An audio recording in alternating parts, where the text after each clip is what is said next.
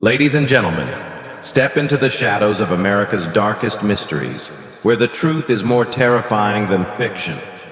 Imagine a star athlete accused of a brutal double murder, a high-speed chase gripping the nation, and a verdict that tore a country apart.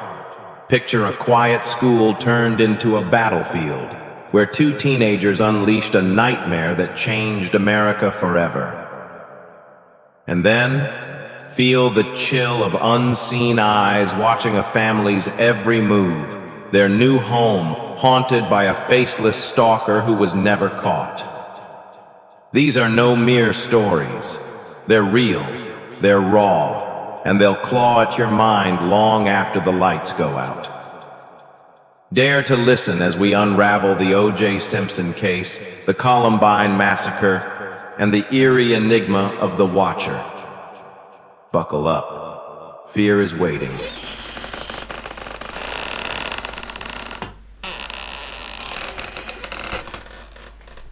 I'm Linda Miller. I'm 54 years old now. But there's a memory. It still clings to me like the grime in the cracked walls of my childhood home. It began in the winter of 1974. I was only 10. My family moved into an old Victorian house in Westfield, New Jersey. The house was suspiciously cheap. My parents called it a steal. The house creaked like it was whispering, but my dad said it was just the winter wind. We believed him. A few weeks after moving in, I started hearing soft footsteps inside the walls of my bedroom. At first, I thought it was mice. But mice don't whisper my name. Linda, Linda. The voice echoed from behind the wall every night. My mom thought I was making it up, scared of the new house. But my toys shifted positions every morning. My teddy bear ended up under the bed. My music box played without being touched. One night, I shone a flashlight into the vent near my bed. I saw an eye staring back at me. I screamed, and my dad rushed in, but there was nothing there. He tore off the vent cover, but found no one. He was furious, but my mom, she started to believe me. An electrician was called to check the wiring. When they opened the living room wall, they found a narrow gap between the boards, just wide enough for a person to slip through. Inside were scraps, old children's clothes, and a notebook.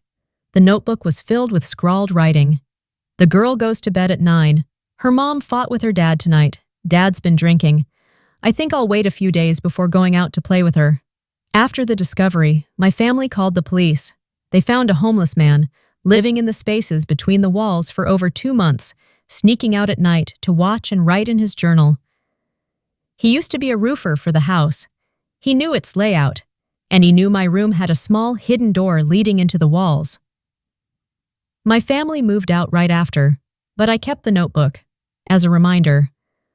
I never sleep near a wall anymore, and if you hear something, don't assume it's just the wind. Based on true events from 2014 in Westfield, New Jersey, USA. My name is Maria Broaddus, and if you're reading this, remember one thing: not every threat knocks on your door. Sometimes they just watch. In 2014, my family bought a beautiful, classic home at 657 Boulevard, Westfield, a peaceful, upscale neighborhood. The house was spacious, with a big yard and friendly neighbors. I thought we'd found our forever home. Just days after moving in, we received an anonymous letter with no return address. The first line read, 657 de Boulevard has been waiting for you for a long time. Then, I am the Watcher. I've been watching this house since the last century. Now it's your turn. I want to know, what's inside those walls? You've brought fresh blood. I need their names. They referred to our 3 young children. We tried to ignore it, but more letters arrived, each one creepier and more specific. I saw one of the kids drawing in their room, the upstairs room. It lets me see better from afar. Have you decided who sleeps where yet? I'll know where each of you lies. We went to the police. No one could identify the sender. No fingerprints. No cameras caught anything. No one saw anyone suspicious. They told me to install cameras and wait. My husband, Derek, started noticing windows open in the morning, even though he'd locked them the night before. Our youngest daughter said, "Someone was standing in the yard, watching me, but when I called for Dad, they were gone." Unable to take it anymore, we never fully moved in, despite owning the house. We tried to sell, but the rumors had spread. They called it the cursed house, a place someone didn't want anyone to live in. The police never found the watcher. Private investigators, even experts in criminal correspondence, couldn't identify the culprit. After years, we sold the house at a loss and left Westfield. I don't know who he was. Maybe a neighbor, a homeless person, or something tied to the house. Do you believe it? If you pass by 657 Boulevard, try looking up at the third-floor window. Maybe the watcher is looking back at you. Here are 3 famous cases that shocked America. 1. The Stranger in the Cupboard, Colorado Springs, 2018. Narrated by Daryl, homeowner. I live alone in a small apartment in Colorado Springs. A few weeks ago, I started noticing weird things. Food missing from the fridge, the stove turned on when I hadn't cooked, and footsteps at night. I thought I was losing it. I even went to see a neurologist. Then I set up a hidden camera in the kitchen. What I saw? A woman crawling out of my upper kitchen cabinet in the middle of the night. She drank milk, used the bathroom, then climbed back in, like it was normal. She had snuck in through the balcony door and lived inside that cupboard for more than 2 weeks, right above me, while I slept. I wasn't going crazy after all. She was real. She was watching me from inside my own home. 2. The Attic Shadow, Seattle, 2009. Narrated by Emily. Victim. My husband and I had just moved into a new house in Seattle.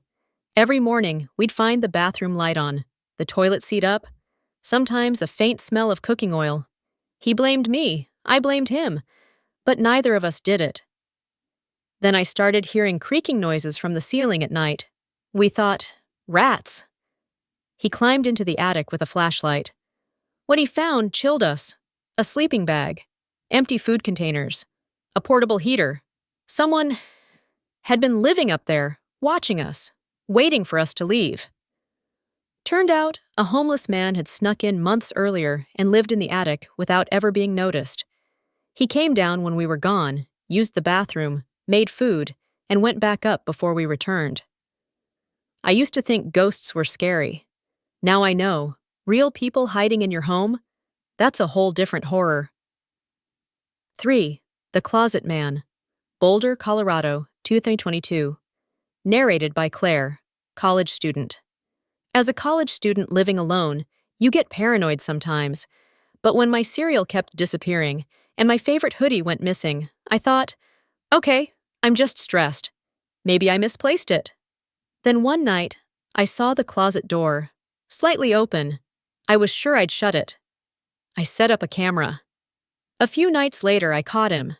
A middle-aged man crawling out of my supply closet, sitting on my couch, eating snacks, watching TV, like he lived there. He had slipped into the apartment weeks ago while the building was under maintenance. He never left. He waited for me to go to class, then came out and used the whole apartment. At night, he'd hide again. The scariest part? He didn't break in. He never made a sound.